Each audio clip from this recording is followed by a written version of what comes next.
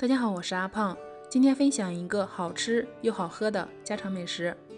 首先准备2个西红柿，洗干净，在顶部十字划刀，然后用刚烧好的开水烫一烫。接下来先切一点葱花，再切点蒜片。西红柿已经烫好了，去皮，然后把它切得碎一些。油烧热，下入葱蒜，爆出香味，再把西红柿下进来，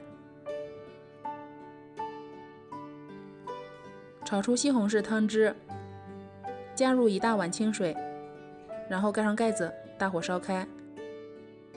家里有2棵槐树，1棵老大，开花已经吃了3顿了；1棵老二，现在才开花。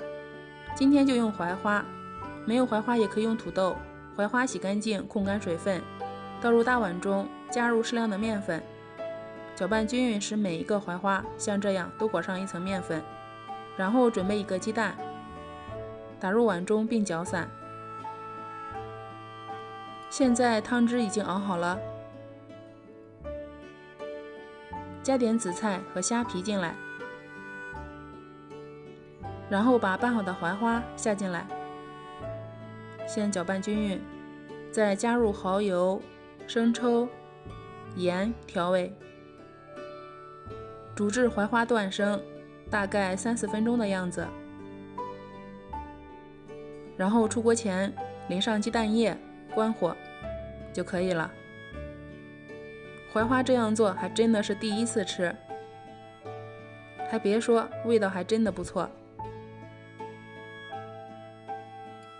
不知道手机前的你们喜不喜欢吃槐花？我是非常喜欢的，每年最期待的就是这个时候。用槐花做的疙瘩汤，鲜香味美，好消化又好喝。找不到槐花就把土豆切得碎一些，然后拌上面粉是一样的。我是阿胖，谢谢您的观看。